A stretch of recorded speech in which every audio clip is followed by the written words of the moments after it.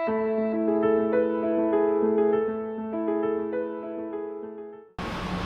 kebanyakan dari lembaga-lembaga Al-Quran, baik itu TPA, TPQ, atau TK, SD, adalah diantara kendalanya mereka kesusahan dan kesulitan untuk mencari SDM pengajar yang hafal Quran.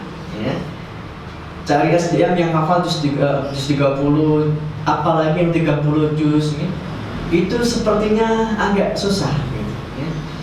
Maka karena metode ini terdokumentasikan dalam sebuah video, sehingga anak ketika diputarkan file videonya mereka tinggal mengikuti, dan kita sebagai pendamping kalaupun juga belum hafal, insya Allah kita juga akan sekalian belajar hafalan gitu. Nah, maka saya sampaikan ini sangat cocok sekali ketika di masa-masa pandemi seperti ini, anak-anak belajar dari rumah. Yang biasanya mungkin di TPA, di sekolah, anak-anak ditalkin juga dengan gurunya, dibacakan juga dengan gurunya secara manual. Dan karena masa pandemi ini berhenti, maka susah untuk pengajaran dengan metode pentalkinan seperti itu secara manual kepada murid-muridnya karena pembelajaran di rumah. Kalaupun kemudian dengan menggunakan aplikasi-aplikasi, maka bisa jadi kendala SIM-nya, akhirnya bacanya putus-putus, dan apa yang diterima oleh anak pun juga sehingga tidak sempurna. Nah, maka saya sampaikan bahwa metode ini, apalagi di masa-masa pandemi seperti ini, anak belajar dari rumah, insya Allah lebih pas dan sangat sesuai, karena metode ini sudah terdokumentasikan dalam sebuah video, dan mereka tinggal melihat, mendengar, mengikuti. Kita sebagai orang tua, sebagai pengajar, kalaupun juga belum hafal, kita akan juga belajar menghafal sekaligus, ya. Nah, maka ini salah satu solusi untuk mengatasi kendala ketika tidak ada SDM pengajar yang bisa mengajarkan hafalan Al-Quran.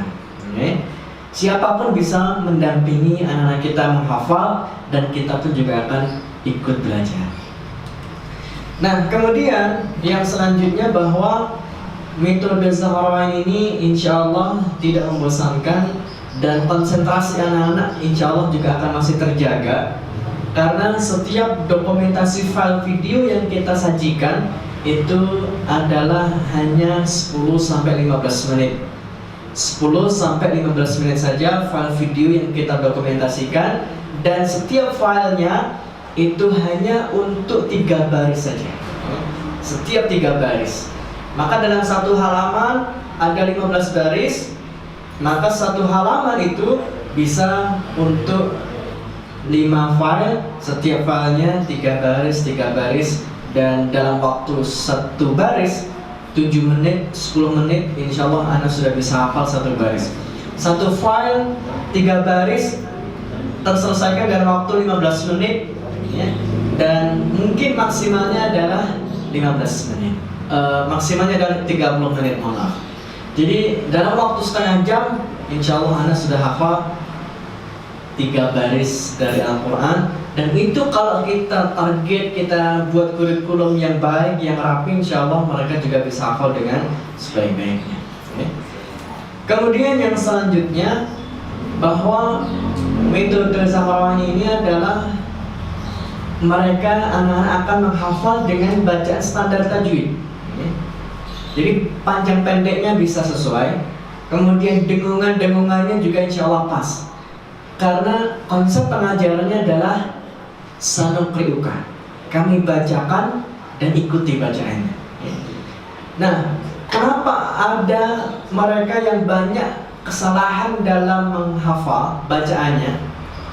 Karena anak-anak kita sudah terlatih sejak dini untuk menghafal mandiri, menghafal sendiri. Dan di antara kelemahan menghafal sendiri, ketika bacaan mereka belum sempurna, belum benar, maka outputnya adalah hafalan mereka juga akan panjang pendeknya tidak tepat, dengungannya juga tidak tepat, sehingga ketika dibetulkan kesalahannya itu lebih sulit, karena hafalannya sudah menempel dalam memori mereka. Nah, Adapun metode ini karena metodenya adalah kita baca mereka menirukan, apa yang kita baca insya Allah benar, maka mereka pun juga mendapatkan bacaan yang sesuai dengan standar tajwidnya.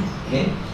Dan ini semua untuk semua usia, konsep pengajarannya sebenarnya demikian.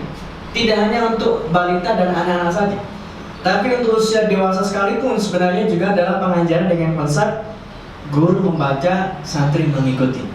Guru membaca, santri mengikuti. Gitu. Boleh menghafal sendiri dengan syarat ketika bacaan mereka sudah sempurna, sudah baik bacaannya, dengungannya, panjang pendeknya, makharijul hurufnya sudah baik, boleh untuk menghafal sendiri. Tapi ketika belum, maka itu harus dengan konsep sanuqri'uka.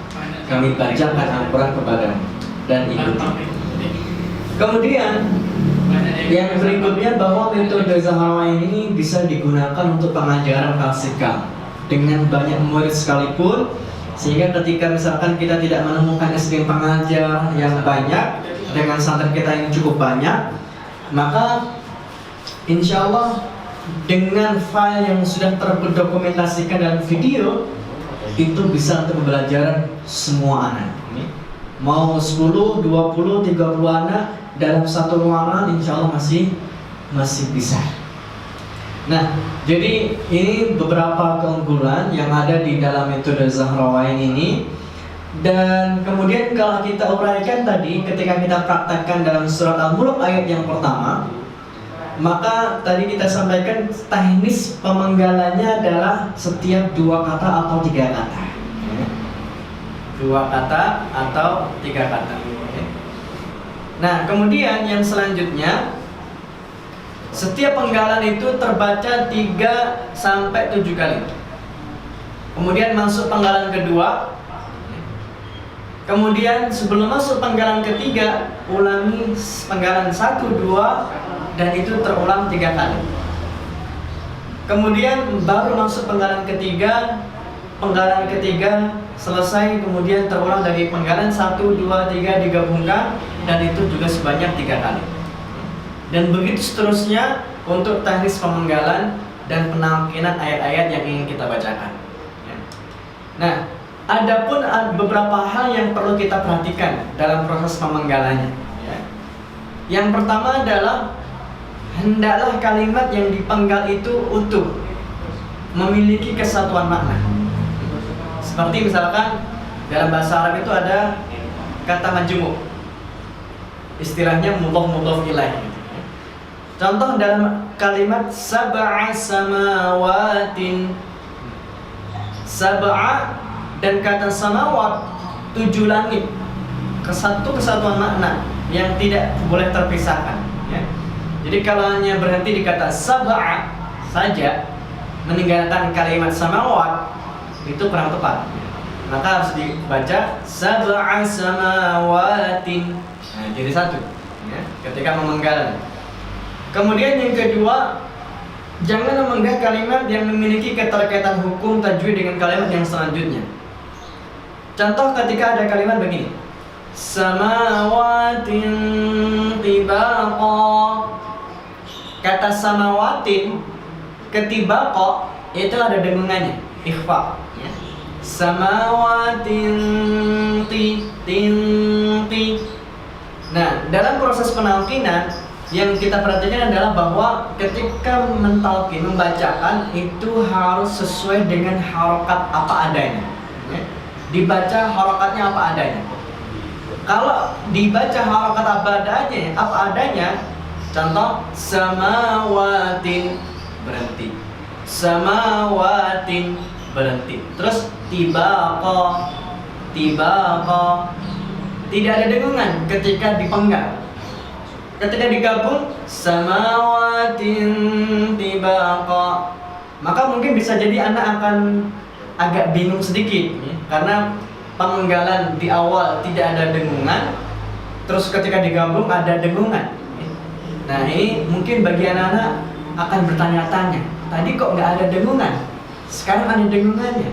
Nah, maka kalimat-kalimat yang mempunyai keterkaitan hukum seperti ini itu sebaiknya dibaca satu penggalan samawatin tibaqa. Terulang-ulang sampai berikutnya, dan itu insya Allah Anda akan bisa mendapatkan bacaan yang baik. Kemudian yang berikutnya juga adalah dalam kita membacakan, upayakan bacaan kita ini standar. Artinya standar adalah bacaan yang alami, yang itu tidak terlalu banyak nada-nada, irama-irama yang bermacam-macam itu, okay? Dan juga tidak terlalu lambat, juga tidak terlalu cepat, okay? Maka nadanya biasa, nada biasa, okay? Ketika anak sudah mempunyai hafalan dengan nada yang biasa, untuk mereka diubah ke nada-nada yang lain, insya Allah itu lebih mudah. Dan yang lebih sulit adalah ketika kita sejak awal sudah mengajarkan dengan menggunakan satu irama, satu nada, dengan satu itu terus menerus, itu akan mengalami kesulitan ketika nanti anak akan beralih ke irama lain, ke nada yang lain, maka mereka akan susah untuk mengikuti karena mereka sudah terstandar fondasinya adalah dengan satu nada. Nah, maka saran kami adalah ketika membacakan, ketika mengajarkan Quran, di awal-awal mereka belajar adalah mereka diberikan nada yang biasa. Dengan mereka sudah bisa dengan nada biasa, insya Allah untuk diubah ke nada-nada yang lain, irama yang lain, itu lebih jauh lebih mudah. Okay? Baik. Nah, kemudian adapun ketika sudah hafal, maka juga perlu dimantapkan. Pemantapannya bagaimana? Pemantapannya adalah dengan mengulang apa yang sudah terhafal tadi. Misalkan tadi kita praktekkan Al-Mulk ayat 1, ya. Al-Mulk ayat 1 tadi, kemudian ketika sudah hafal, di hari itu juga harus terulang sebanyak 10 sampai 20 kali. Di hari yang sama itu mengulang lagi Al-Mulk ayat 1 10 kali hingga 20 kali. Minimal sekali dan 5 kali. Idealnya 20 kali terulang dalam hari itu juga, ya. Nah, karena kenapa harus begitu banyak mengulangannya?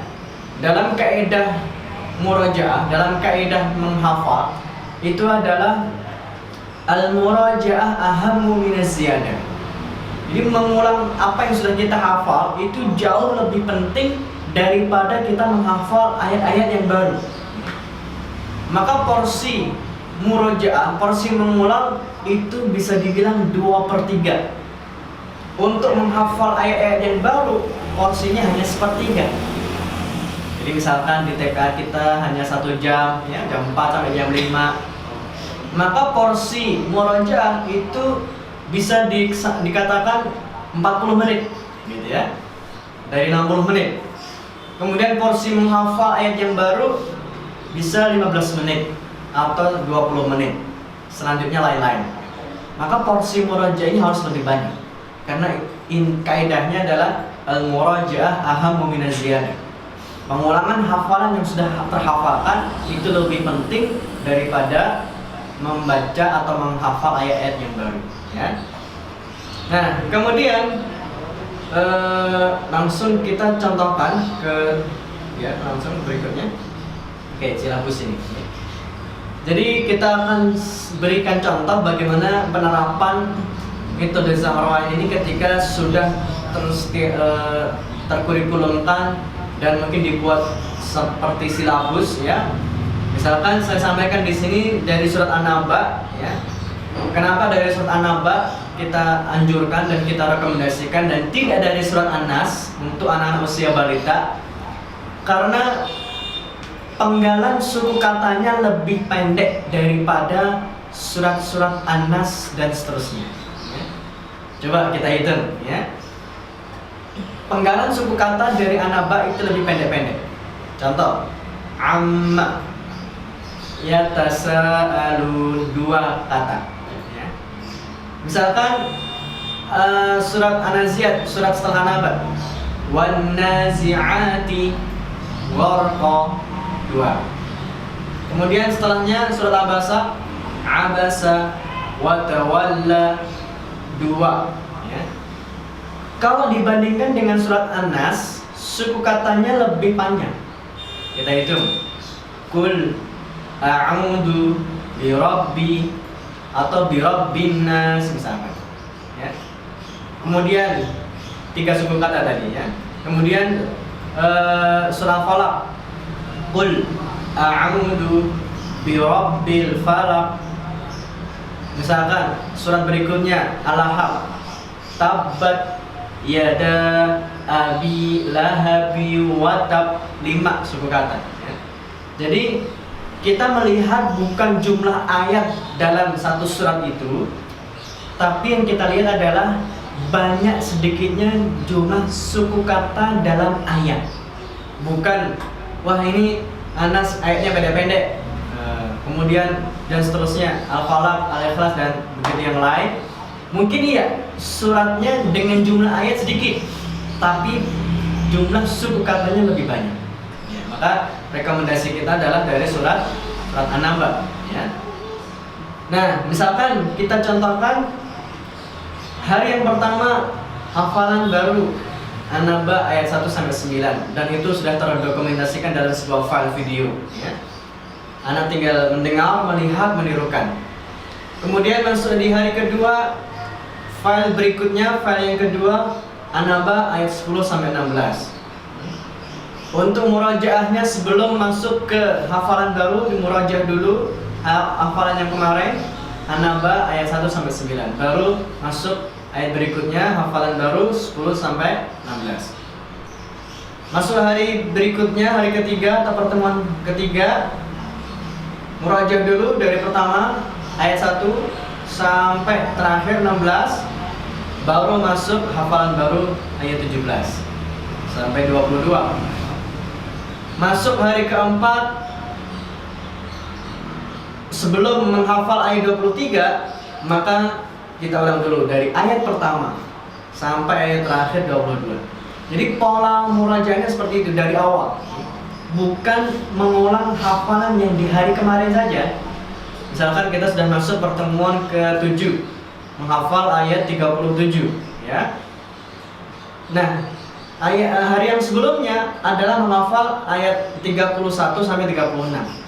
Ketika masuk di pertemuan hari ke-7, murajaahnya bukan hanya yang kemarin saja, ayat 31 sampai 36, tapi murajaahnya adalah dari awal lagi, ayat 1 sampai terakhir. Jadi dengan pola murajaah yang seperti ini, insya Allah hafalan anak-anak kita akan jauh lebih kuat ya. Nah, kemudian kalau An-Naba sudah selesai, masuk An-Nazi'at ya. Sebelum masuk An-Nazi'at, mulanginya juga dari awal An-Naba. Nah, ketika sudah selesai An-Nazi'at, masuk Abasa, hafalan barunya, murajaahnya dari An-Naba lagi. Jadi bukan dari An-Nazi'at, tapi dari An-Naba lagi ya. Dan begitu terus, maka insya Allah mempunyai hafalan yang kuat, dan hafalan yang lama insya Allah juga akan masih kuat ya. Dan kesalahan dalam memurajaah adalah ketika memurajaah hanya yang baru dihafal kemarin saja. Hafalan-hafalan yang sudah lama-lama tertinggal, itu kesalahan sehingga hafalannya tidak kuat ya. Maka yang kita praktekkan adalah hafalannya itu insya Allah kuat ketika murajaahnya dari awal ya. Nah, ini contoh-contoh silabus saja. Adapun mau lebih lengkapnya nanti bisa menghubungi di luar forum ini. Nah, kemudian saya sampaikan bagaimana kita membuat silabus tahfidz, silabus hafalan untuk anak-anak kita di usia-usia balita mereka ya. Yang perlu kita perhatikan adalah kita punya target, kemudian alokasi waktu, kemudian berapa pertemuan ya. Ini perlu kita perhatikan. Kita langsung praktekkan saja, misalkan contoh begini ya. Misalkan kita di TPA atau mungkin di sekolah ya. Contoh penerapannya, kita misalkan ingin mentargetkan anak-anak kita ini hafal setengah juz dalam satu semester ya. Dalam satu semester itu setengah juz. Nah, kita mempunyai waktu efektif KBM dalam satu semester itu biasanya ya hitung saja 15 pekan.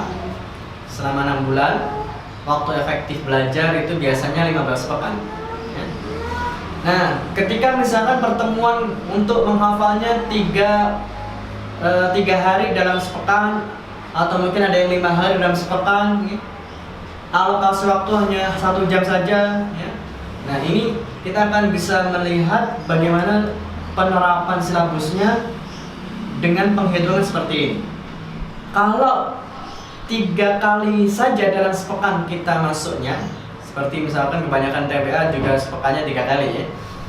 Nah, maka selama 1 semester kita mempunyai 15 pekan, sehingga kita mendapatkan 45 pertemuan. 3 kali 15 sepekan 3 kali dalam 1 semester, 15 kali 15 pekan, sehingga 3 kali 15 45 pertemuan.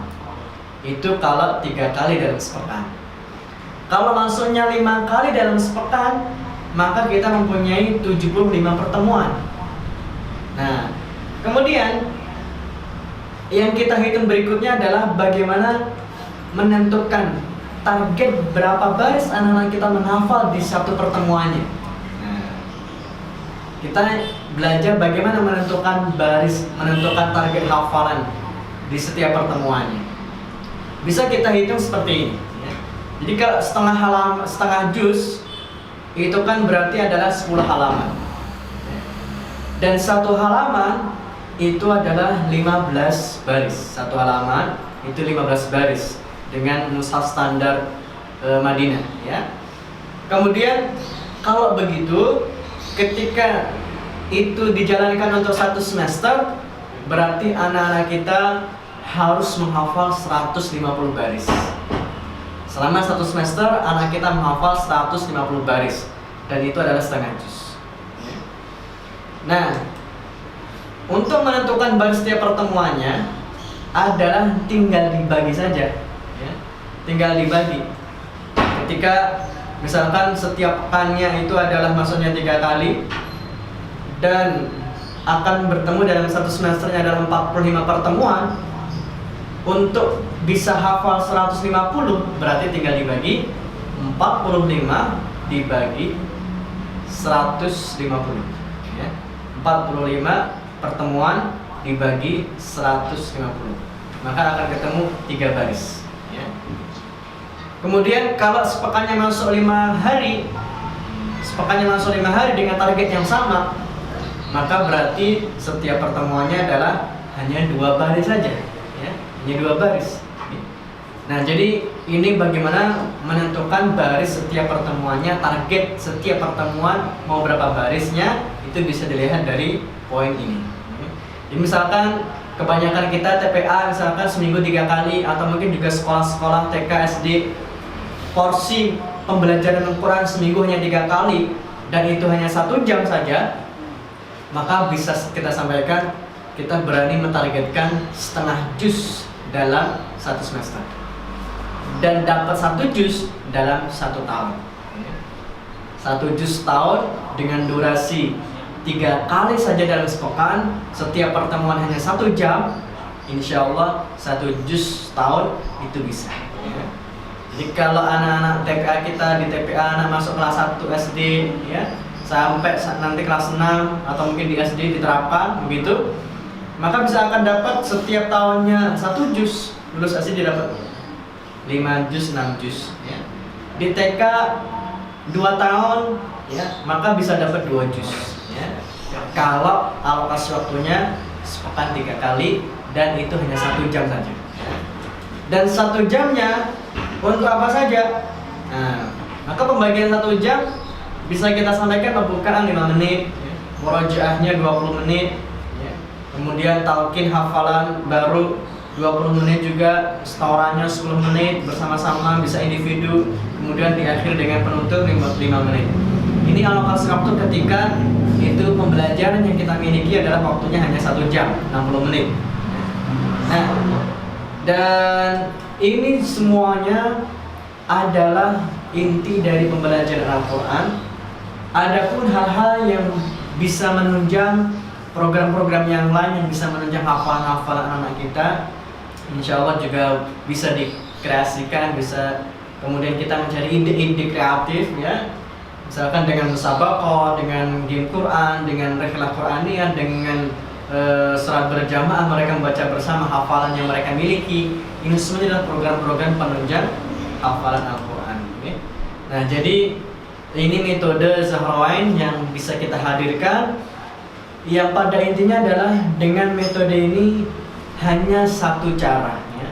Hanya satu cara dengan sekian banyak wasilah untuk bisa mendekatkan anak kita dengan Al-Quran. Mereka bisa hafal Quran di usia balita mereka, meskipun belum bisa baca Quran, dengan metode Zahrawain ini insya Allah bisa lebih hafal dan mereka mempunyai hafalan yang kualitasnya baik. Dan alhamdulillah beberapa lembaga-lembaga yang juga sudah bekerja sama dengan metode Zahrawain ini untuk diterapkan di lembaga mereka masing-masing. Ada PKIT Boyolali, SDIT Al-Hikmah Boyolali, kemudian ada PKBM Generasi Juara di Depok, kemudian PAUD At-Taqwa di Sragen, kemudian TK di Gresik juga, kemudian TKIT Mutiara Quran juga ya. Ada beberapa lembaga-lembaga yang lain yang mereka alhamdulillah sudah menerapkan metode Zahrawain ini, dan ternyata testimoni dari guru dan juga orang tua, metodenya mudah untuk diikuti oleh anak-anak mereka masing-masing.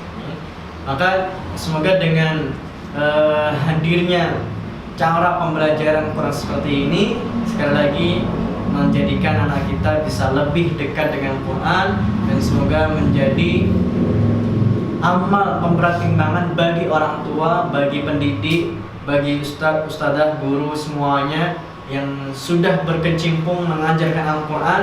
Dan itulah harapan kita semuanya untuk menjadi khairukum, sebaik-baik manusia. Karena menjadi sebaik-baik manusia bukan hanya belajar saja, tapi ternyata Rasulullah menyebutkan wa'allamahu, dan mengajarkannya. Maka dua syarat, belajar dan mengajar, itulah cara kita untuk menjadi sebaik-baik manusia. Demikian ikhwafillah beserta yang dirahmati Allah SWT, pada workshop virtual kali ini apa yang kami sampaikan, dan kita akan membuka sesi tanya jawab bagi siapapun yang ingin memberikan atau menyampaikan pertanyaannya. Kami persilakan. Saya kembalikan waktu sepenuhnya ke moderator.